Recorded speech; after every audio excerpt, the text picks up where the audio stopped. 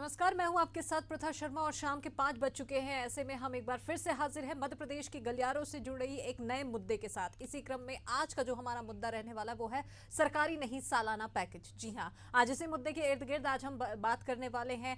मध्य प्रदेश के बुंदेलखंड को प्रदेश की भाजपा सरकार पैकेज देकर उपकृत करने की जगह युवाओं को रोजगार और नौकरी देकर आत्मनिर्भर बनाएगी। मुख्यमंत्री डॉक्टर मोहन यादव वीरों की भूमि बुंदेलखंड के युवाओं का पलायन रोकने के लिए ठोस पहल करने जा रहे हैं।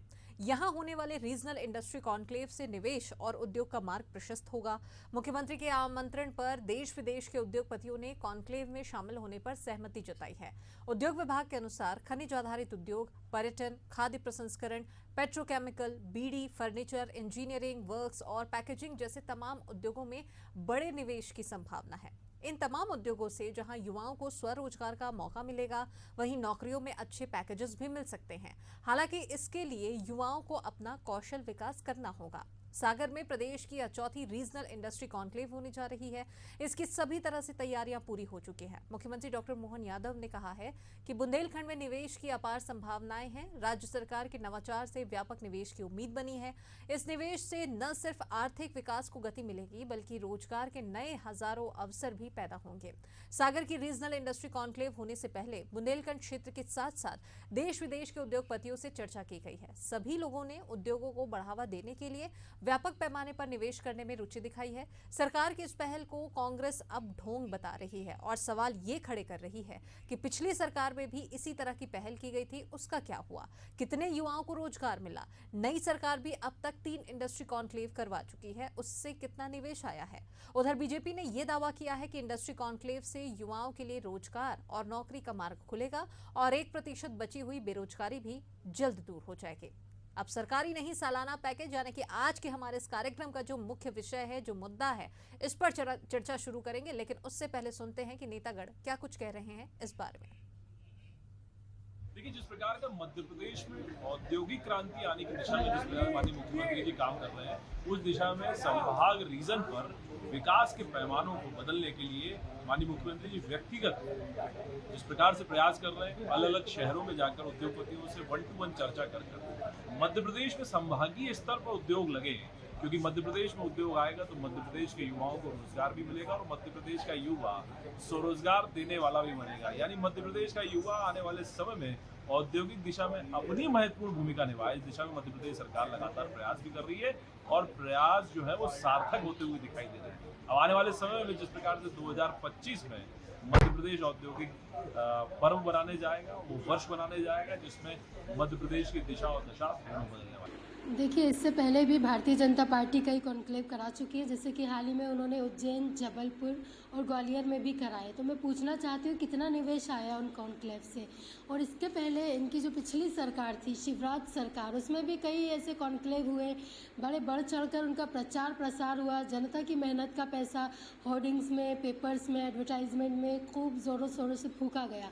तो मैं पूछना चाहती हूँ कि यही दावे तो पिछली सरकार में भी किए गए थे, तो आज युवा आज भी बेरोजगार क्यों है? कितने उद्योग ये लगाए, कितना निवेश इससे पहले आया? तो मैं सरकार से कहना चाहूँगी कि इस तरह की ढोंगबाजी आप बंद कीजिए। युवा जो है वो प्रदेश में बेरोजगार है, परेशान है, और आप कहते हैं कि बेरोजगारी का जो प्रतिशत है वो 1% से भी कम हो चुका है मध्य प्रदेश में। तो ये मैं मानती हूँ कि ये सबसे बड़ा झूठ है। यहाँ जो आंदोलन करते हैं युवा बेरोजगार जो आंदोलन करते हैं, मैं पूछना चाहती हूँ कि वो किस प्रदेश से आते हैं? फिर वो क्या हमारे ही देश के हैं या बाहर से आकर यहाँ आंदोलन करते हैं? चलिए, तो सवाल कई उठ रहे हैं और इसी सवालों के अंबार के साथ में हमारे साथ में कुछ मेहमान भी मौजूद हैं जिनसे हम सवाल करेंगे और उनके जवाब सुनने की, जानने की, समझने की कोशिश करेंगे कि उनका इस पूरे विषय पर, इस पूरे मुद्दे पर क्या कुछ कहना है। हमारे साथ में 3 खास मेहमान हैं इस वक्त। प्रियंका दुबे जी हैं बीजेपी प्रवक्ता, समर सिंह जी है कांग्रेस प्रवक्ता और साथ ही राकेश शर्मा जी भोपाल ब्यूरो चीफ हमारे साथ में जुड़ चुके हैं। आप तीनों का बहुत स्वागत है। तो सबसे पहले प्रियंका जी, आप ही के पास में आना चाहूंगी, क्योंकि कवायद जिस प्रकार से प्रदेश सरकार अभी इन दिनों मध्य प्रदेश में कर रही है, 3 यहाँ पर कॉन्क्लेव किया जा चुका है और अब एक बार फिर से नए और अच्छी पहल यहाँ पर की जा रही है बेरोजगारी की दर को और कम करने के लिए, रोजगार के नए अवसर पैदा करने के उद्देश्य से। क्या कहेंगे आप? पहली टिप्पणी, आपकी पहली प्रतिक्रिया। भाजपा की सरकार केंद्र और प्रदेश में समावेशी और सर्वस्पर्शी सरकार है। इसके नेतृत्व में अगर हम बात करें, आज पांचवी अर्थव्यवस्था की तौर पे मजबूत बनकर के भारत उभरा हुआ है और देश में नहीं विदेश में भी अपनी जो आज उन्नति का जो परचम लहरा रहा है भारत, जिस तरीके से आज के आसपास का जो दूसरे हमारे पड़ोसी देशों की स्थिति बनी हुई है, उसमें अगर हम भारत के परिवेश को देखते हैं, G20 और G7 के तौर पे भी भारत की स्थिति को हम देखते हैं, तो भारत बहुत मजबूत स्थिति के तौर पे उभरा है। और निश्चित तौर पे मध्य प्रदेश में जो इंडस्ट्रियल कॉन्क्लेव्स ऑर्गेनाइज किए जा रहे हैं, इससे आगे भी इंडस्ट्रियल ग्रोथ, जैसे 29% की तरफ ग्रोथ हो चुका है मध्य प्रदेश का। कृषि के अलावा भी आज हमारा मध्य प्रदेश आर्थिक तौर पे मजबूत हो रहा है, तो ये हमारे लिए सुखद पल है और निश्चित तौर पे ये सरकार का बहुत सराहनीय कदम है, जिससे हमारे देश के युवा और प्रदेश के युवाओं को निश्चित तौर पे लाभ होगा। सरकार की ओर से सराहनीय पहल तो यहाँ पर की जा रही है प्रियंका जी, लेकिन सवाल इसके बाद और इस पहल के बाद लगातार उठ रहे हैं। कांग्रेस भी लगातार सवाल उठा रही है, जहां पर एक और ये सवाल आ रहे हैं कि पिछले जितने भी रीजनल कॉन्क्लेव हुए हैं उससे कितना निवेश आया है, पिछली सरकार में भी जो पहल यहाँ पर इस संबंध में की गई थी उसका कितना व्यापक परिणाम मिला है। ऐसे कई सवाल हैं जो कि लगातार बीजेपी के लिए उठ रहे हैं, उसका क्या कुछ जवाब देगी बीजेपी? देखिए, सवाल करना निश्चित तौर पे विपक्ष का प्रतिपक्ष का कार्य होता है कि निश्चित तौर पे सरकार की मॉनिटरिंग करने के लिए वो सवाल खड़े करे, परंतु सकारात्मक तौर पे करेंगे तो निश्चित है कि उसका लाभ मध्य प्रदेश को ही होगा। मजबूत विपक्ष होना लोकतंत्र की एक बहुत अच्छी खूबसूरती मानी जाती है, लोकतांत्रिक व्यवस्था के लिए आवश्यक भी है। परंतु अगर हम जो स्थिति आज मध्य प्रदेश की देखते हैं और कंपैरेटिवली अगर जिस तरीके से एक बीमारू राज्य से सुचारू मध्य प्रदेश की ओर मध्य प्रदेश आज अग्रसर हो रहा है और 29% की करीबन इंडस्ट्रियल ग्रोथ आज अगर हम पर पहुंच चुकी है, तो निश्चित तौर पे मध्य प्रदेश के सर्वांगीण विकास के लिए ये बहुत अच्छा आयाम है और निश्चित तौर पे इससे हमारे आगे जो और भी हमारे युवा हैं उससे लाभान्वित होंगे। जो एक बुंदेलखंड एक राज्य में सूखा बुंदेलखंड माना जाता था, सूखी बुंदेलखंड की ओर अग्रसर है, तो निश्चित है कि उस क्षेत्र के विकास से वहाँ के युवाओं के लाभान्वित होने के साथ ही साथ हमारा प्रदेश पे लाभान्वित होगा। चलिए समर जी, आपकी प्रतिक्रिया लेना चाहूंगी प्रियंका जी की क्या कुछ बात है और क्या उनका कहना है, ये तो हमने जानने की समझने की कोशिश की है, सुनिए उनकी प्रतिक्रिया। आप क्या कहेंगे? उनका सीधे साफ तौर पर कहना है कि बीमारू राज्यों से सुचारू राज्य बनाने की ओर लगातार हम अग्रसर हैं और काम भी कर रहे हैं। ये है कि इस बात तो जो है इन्वेस्टर समिट शिवराज सिंह जी करके गए हैं, अभी मोहन जी ने भी तीसरी चौथी उनकी इन्वेस्टर समिट ये रहेगी। कुल मिला के 10 जो है इस प्रकार के रंगारंग कार्यक्रम मध्य प्रदेश ने, देश ने और युवाओं ने देखे हैं, जहाँ पर फोटोग्राफी होती है, बड़े बड़े बैनर पोस्टर पे करोड़ों रुपए खर्च किए जाते हैं, लेकिन जो उसका नतीजा होता है वो सिफर होता है, शून्य होता है। आज बात करें कि पिछले 10 इन्वेस्टर समिट की है, अगर मैं बात करूं पिछले 20 सालों में जो इन्वेस्टर समिट हुई है आज तक जो भारतीय जनता पार्टी कार्यकाल के अंदर, उसके अंदर देखा जाता है कि उनके द्वारा कहा जाता है कि 20 से 30 लाख करोड़ रुपए जो है इसमें आएगा, इन्वेस्टमेंट आया है, निवेश कर रहे हैं, लेकिन धरातल पे जो आया है वो 1,52,000 करोड़ रुपए आया मात्र। आपके द्वारा कहा जाता है कि करोड़ों जो युवा है उनको नौकरियां मिलेंगी, लेकिन 2,10,000 नौकरियां आपने पिछले 20 सालों में इन्वेस्टर समिट के माध्यम से दी है। बोलना चाहूंगा कि आज तक की अगर इसमें देखा जाए तो रियो टिंटो एक कंपनी है, वो मध्य प्रदेश में आती है, पूरा काम चालू करता होता है, वहां पर उसकी यूनिट्स लगती है, लोगों का एनरोलमेंट होता है, लोगों को उसमें नौकरी देने की बात होती है और वो एकाएक उत्तर चली जाती है। पीतमपुर के अंदर एक जमाने में 864 जो है फैक्ट्रियां हुआ करती, 240 फैक्ट्रियां जो है वो अभी कार्यरत है। मंडीदीप की बात करें तो 472 जो फैक्ट्रियां हुआ करती थी, अब से 20 से 22 फैक्ट्रियां जो है बड़ी करती वो वहां पर है। छतरपुर के अंदर टाटा कंपनी आई थी, लैंड एक्विजिशन की बात हुई, लेकिन वो चली गई। पीतमपुर में ऑयल फैक्ट्री आई शिवराज सिंह जी चौहान के समय में, वो भी चले गई। चलिए बिल्कुल बिल्कुल, तो समर जी पूरे आंकड़ों के साथ में और तैयारी के साथ में आए हैं। प्रियंका जी क्या कहेंगे आप? पूरे आंकड़े यहाँ पर आपके सामने में समर जी ने पेश कर दिए हैं कि एक और जहाँ पर बीजेपी वाहवाही बटोर रही है कि बेरोजगारी की दर को कम कर रहे हैं, रोजगार के मुहैया यहाँ पर पैदा करा रहे हैं, नए अवसर यहाँ पर पैदा कर रहे हैं, लेकिन दूसरी तरफ में ये जो आंकड़े निकल कर सामने आ रहे हैं समर जी ने जो अभी पेश किया है, 1% से भी जो कम बेरोजगारी दर आज नोटेड की गई है वो भाजपा का सर्वे नहीं है। शायद समर जी भाई साहब इस बात को भूल गए हैं। वो पीरियडिक लेबर फोर्स का खुलासा किया हुआ है, जो एक अपने आप में संस्था है और उसका स्वतंत्र किया गया है। तो निश्चित तौर पे अगर समर जी भाई साहब अगर सवाल खड़े कर रहे हैं तो उस एजेंसी के ऊपर खड़ा कर रहे हैं, तो निश्चित तौर पे समर जी भाई साहब को जवाब भी वो एजेंसी देगी। हम लोग तो अपनी तरफ से जो प्रयास कर रहे हैं, निश्चित तौर पे उसका आज अगर हम देखते हैं तो इकोनॉमिक ग्रोथ भी अगर मध्य प्रदेश की देखी जाए या औद्योगिक ग्रोथ की बात करते हैं, या 8% से ज्यादा जो टूरिज्म का आज विकास हुआ है उसकी बात करें, जिस तरीके से इन्होंने कहा कि जबलपुर या कहीं दूसरे समिट्स का भी कोई फायदा है, 17,000 करोड़ रुपए का जो उस समय इन्वेस्टमेंट और MOU जो साइन हुए थे, आज वो धरातल पे उतर के उसके ऊपर कार्य शुरू हो चुका है। तो जैसे मैंने पहले भी कहा कि जो शहने जो विकास किया गया है, निश्चित तौर पे उसका लाभ मध्य प्रदेश को हो रहा है। इसी कारण पर कैपिटा इनकम जहां एक जमाने में 11,000 हुआ करती थी, आज 1,46,000 रुपए तक भी पहुंच चुकी है। तो निश्चित तौर पे उसका जो लाभ है वो मध्य प्रदेश के युवाओं को भी मिलेगा, और निश्चित तौर पे हमारी जो सर्वांगीण विकास का जो हमारा संकल्प है वो निश्चित तौर पे सिद्ध होगा। लेकिन लगातार ये जो सवाल उठ रहे हैं उसका जवाब किस तरह से बीजेपी देगी, और आज आप बीजेपी प्रवक्ता के रूप में जो हमारे साथ में शामिल हुए हैं, आप किस तरीके से देंगे कि ये जो सवाल आ रहे हैं कि पिछले जितने भी कॉन्क्लेव हुए हैं उनका कितना व्यापक परिणाम और कितना असर यहाँ पर देखने को मिला है, या पिछली सरकार के दौरान में भी जो इस प्रकार की जो पहल की गई थी प्रदेश सरकार की ओर से, तत्कालीन प्रदेश सरकार की ओर से, उनका क्या कुछ और कैसा परिणाम देखने को मिला है?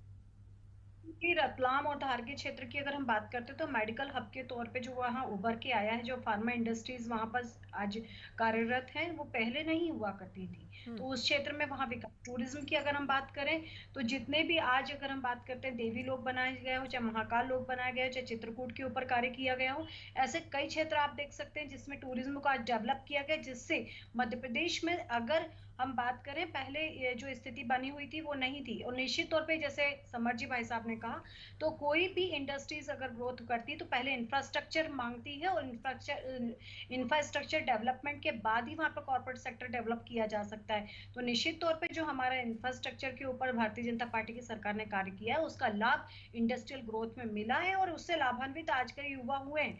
आज अगर हम बात करें तो बैंगलोर और दूसरे क्षेत्र से नौकरी छोड़ करके लोग जबलपुर में अगर सेटल डाउन होने के बारे में विचार कर रहे हैं, तो निश्चित तौर पे वहां जो स्टार्टअप्स के माध्यम से बात करें, जो दूसरी इकाइयां जो स्थापित की गई हैं उनके माध्यम से टेक्सटाइल में जो डेवलपमेंट हुए हैं उससे लाभान्वित होने के। चलिए, कुल मिलाकर बीजेपी ने पूरा काम यहाँ पर किया है, इंफ्रास्ट्रक्चर को काफी ज्यादा यहाँ पर रिलायबल बना दिया है, और यही वजह है कि अब यहाँ पर इंडस्ट्रियल पर ज्यादा फोकस किया जा रहा है। समर जी कुछ कहना चाह रहे हैं? जहाँ तक बात है आपकी बात में तो काफी अच्छी लगी, लेकिन वो बहुत भयावह है कि सरकारी आंकड़ा निकल के आया 2 दिन पहले की जो बेरोजगारी दर है मध्य प्रदेश के अंदर वो और गुजरात के अंदर वो कम है। हमें हंसी आती है देखकर, किसी बेरोजगार को जाके दिखाइए वो जो कि 60 साल से सब इंस्पेक्टर की तैयारी कर रहा है, व्यापम की परीक्षाएं दे रहा है, MPPSC की परीक्षाएं दे रहा है, 3 साल पहले कांस्टेबल की परीक्षा दी, आज तक उसका फिजिकल नहीं हो पाया है, बड़े बड़े घोटाले हो जाते हैं।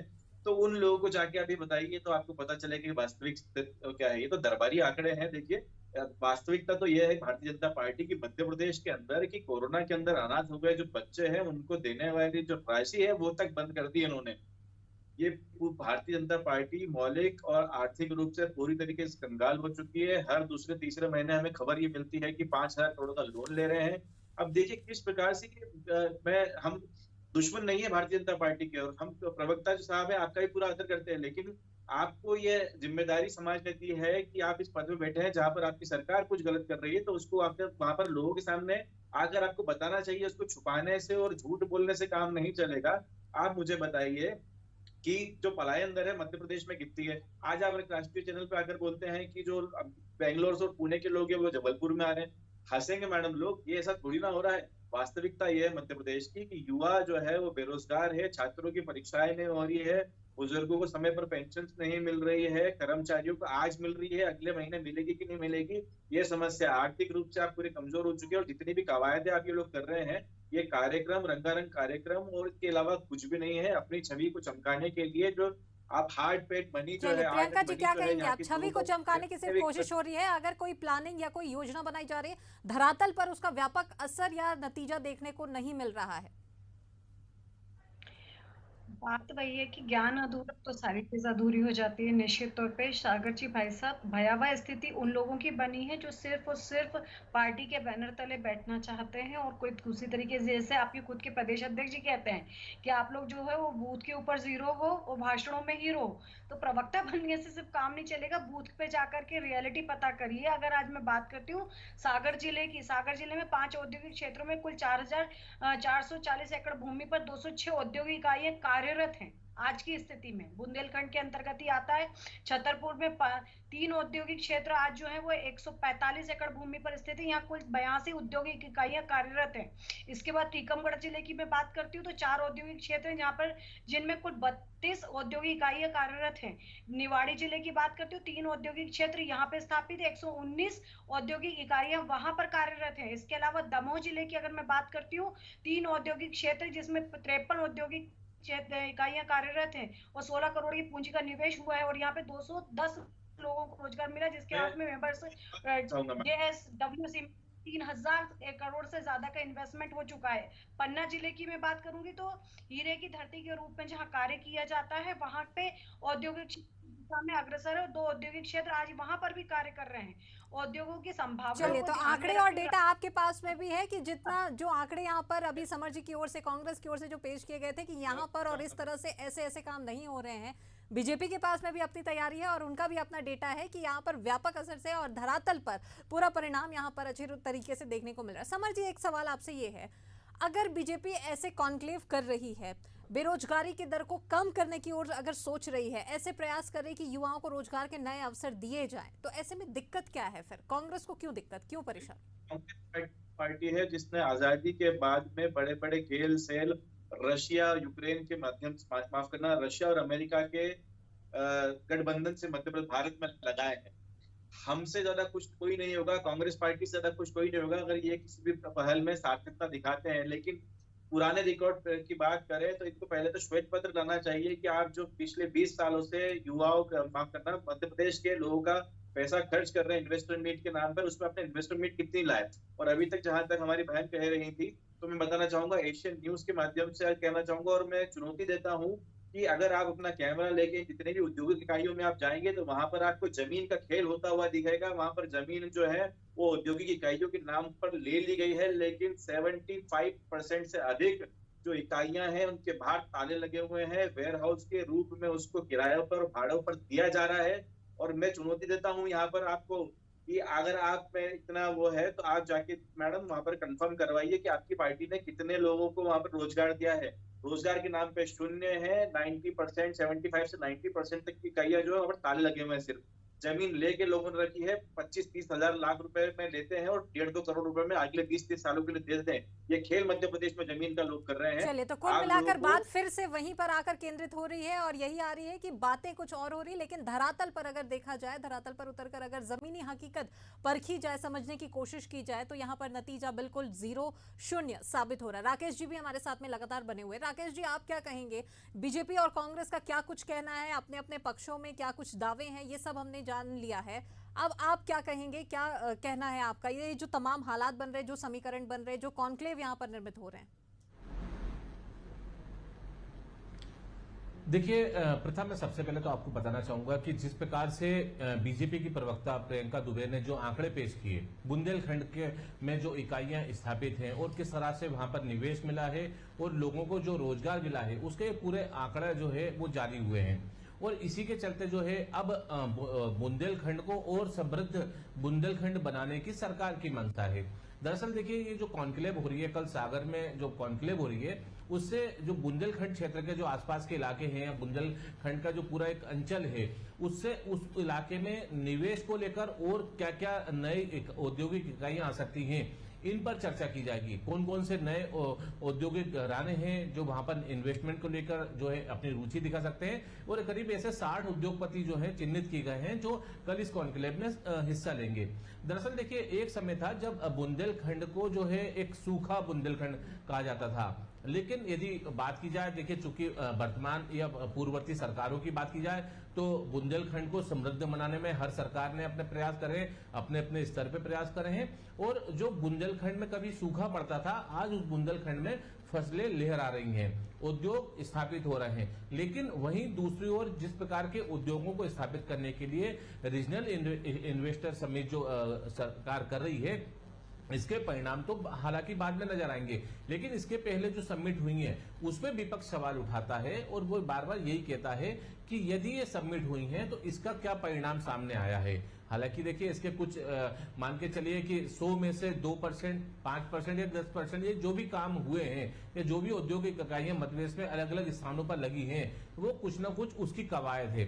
कागजों पे जरूर सरकार दावा कर सकती है कि इतनी इकाइयां यहाँ पे लगी हैं, लेकिन वर्तमान में कितनी हैं इसका भौतिक सत्यापन भी होना चाहिए कि कितनी इकाइयां लगी हैं, क्योंकि बार बार विपक्ष का ये सवाल उठता है और विपक्ष बार बार इस सबमिट को लेकर सवाल उठाता है। लेकिन इस बार की जो सरकार की मंशा है वो अलग अलग अंचलों में कर रही है, चाहे मालवा अंचल की बात की जाए, महाकोशल की बात की जाए, गवाले चंबल की बात की जाए और अब बुंदेलखंड की बात है। इसके बाद आप देखिएगा तो होशंगाबाद में भी होगी, रीवा में भी होगी और शहडोल में भी इन्वेस्टर समिट होगी। इसके जरिए प्रथा ये सरकार की मंशा है कि जो अंचल यानी जिस जगह जैसे कहा जाता है कि बुंदेलखंड में खनिज आधारित उद्योग ज्यादा लग सकते हैं या बीड़ी उद्योग ज्यादा लग सकते हैं, तो केवल उन्हीं उद्योगों से संबंधित जो औद्योगिक घराने हैं या जो उद्योग संचालित करने वाले जो संचालक हैं उन्हीं को केवल सरकार जो है एंटरटेन करेगी और उनको बुलाएगी। रीवा की बात की जाए, रीवा में एक अलग नेचर है।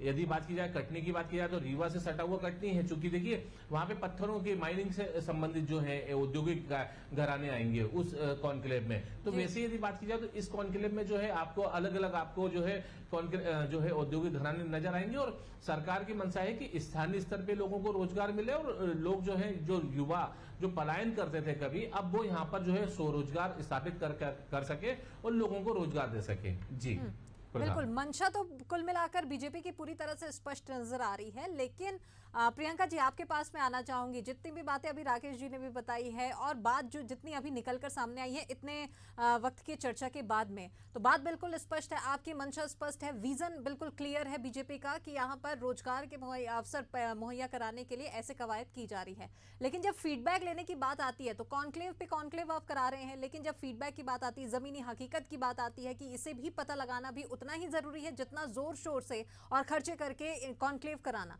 तो क्या आपको यही नहीं लगता कि ऐसे कॉन्क्लेव या ऐसे बड़े स्तर पर कार्यक्रम कराने के बाद में धरातल पर भी उतर कर देखना चाहिए कि क्या वाकई में व्यापक परिणाम जिस सोच के साथ, जिस विजन के साथ आपने कार्यक्रम किए हैं, जो कॉन्क्लेव किए हैं, उसका असर कितना मिला है?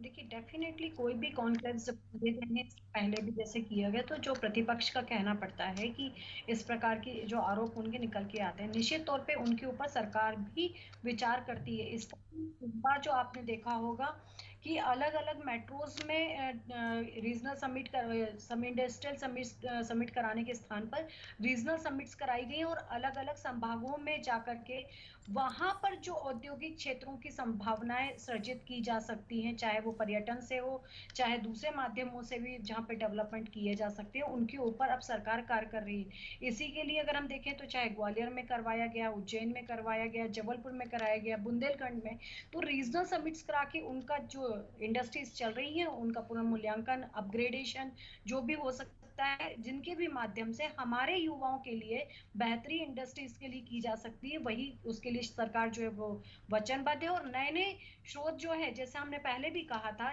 जब चुनाव के समय भी जब इस प्रकार की डिबेट्स की गई थी, तो हमने निश्चित तौर पे कहा था कि जो हमारे परंपरागत आय के स्रोत हैं उनके अलावा कौन से नव सृजन किया जा सकता है जिससे हमारे रोजगार बढ़े, रोजगारों का सृजन हो।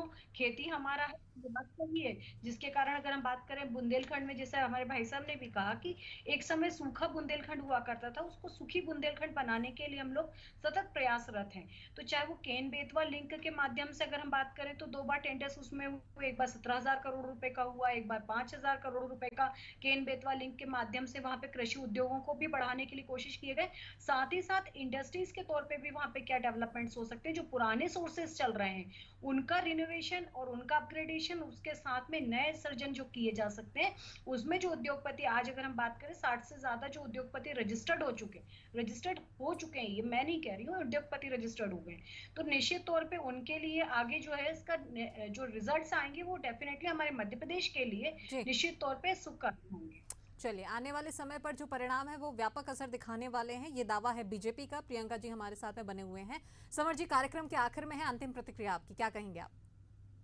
मैं कहना चाहूंगा कि मध्य प्रदेश जो है अभी कार्यक्रमों के लिए तैयार नहीं है। आप देखिए यहाँ पर कुछ समस्याएं हैं जो कि मूलभूत समस्याएं हैं। जिस प्रकार से आप अंतरराष्ट्रीय और अंतरराज्यीय अगर उद्योगपतियों को जोड़ना चाहते हैं तो आपके पास जो है सीधी डायरेक्ट ट्रैक कनेक्टिविटी की समस्या है। दूसरी बात है कि शिवराज जी के समय में कहा गया था कि हम सिंगल विंडो के माध्यम से जो है उद्योगपतियों को फैसिलिटेट करेंगे, उन्हें जो है कागजी जो कार्रवाई कम करनी पड़े और हम उनके लिए मदद करेंगे, लेकिन वो नहीं हुआ। आप देखिए कि रोडें तो खुद बना दी मध्य प्रदेश में भारतीय जनता पार्टी ने, लेकिन औद्योगिक जो इकाइयां जहाँ पर स्थापित होती है वहां की स्थिति आपको मैं बताऊंगा तो वहां पर रोडें नहीं है, वहां पर पानी की व्यवस्था नहीं है, वहां पर बिजली की व्यवस्था नहीं है। क्यों भारतीय जनता पार्टी इसे एक इवेंट के रूप में कर रही है, ये हम पूछना चाहेंगे। आप देखिए कि जो 60 उद्योगपतियों की आप बात कर रहे हैं, पिछले अगर 10 जो इन्वेस्टर मीट है उसके अंदर आप लिस्ट उठा के देखेंगे तो वही उद्योगपति जो है उज्जैन भी आ रहा है, वही उद्योगपति इंदौर भी जा रहा है, वही कितनी जगह इन्वेस्टमेंट करेंगे वो। तो मध्य प्रदेश जो है अभी इसके लिए तैयार नहीं है। जहां तक बात आपने कहा कि हम लोग यहाँ पर आईटी पार्क बनाएंगे, आईटी पार्क में लगेंगे आपको जो टेक्निकल है टेकीज लगेंगे, वहां पर बोलना चाहिए। तो क्या मध्य प्रदेश का युवा जो है वो यहाँ पर वो जो लेबर है, जो टेक्निकल लेबर है, उसको कम्पीट कर सकता है? नहीं कर सकता। तो कैसे मिलेगा मध्य प्रदेश के, क्योंकि आपने उसको यहाँ पर सब कुछ जो टेक्निकल एजुकेशन है वो दी नहीं। इसीलिए तो जो इकाइयां हैं 70% का बोलने के बाद भी बाहर के लोगों को रिक्रूट करना पड़ रहा है। तो समस्या जो है वो मध्य प्रदेश के अंदर है, मध्य प्रदेश के जो है जड़ में जाकर आपको काम करना पड़ेगा, बेस में जाके काम करना पड़ेगा। शिक्षा, स्वास्थ्य, आप देखिए बड़ी चलिए, तो कुल मिलाकर सवाल यहाँ पर कई निकलकर सामने आ रहे हैं। सवाल बहुत हैं, जवाब भी उसके हैं और जवाबों के साथ साथ में अपने व्यापक यहाँ पर दावे भी किए जा रहे हैं। आप तीनों ही मेहमान हमारे साथ में जुड़े, इस चर्चा में शामिल हुए, इसके लिए आप तीनों का बहुत शुक्रिया।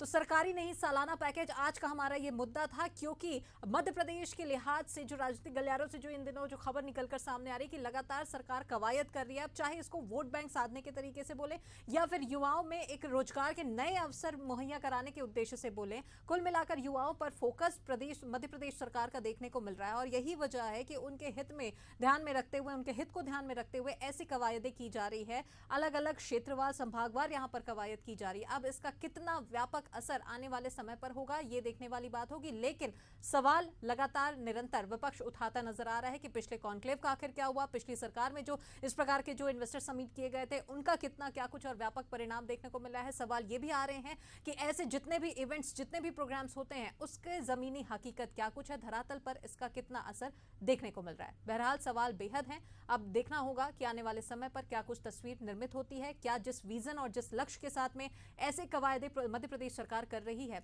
क्या उसका उतना ही व्यापक परिणाम देखने को मिलेगा या फिर नहीं। इसी के साथ आज के हमारे इस कार्यक्रम में फिलहाल इतना ही। कल हम फिर से हाजिर होंगे मध्य प्रदेश से जुड़ी एक नए मुद्दे के साथ। तब तक के लिए मुझे दीजिए इजाजत। देश और दुनिया की तमाम अपडेट्स के लिए आप देखते रहिए एशियन न्यूज। नमस्कार।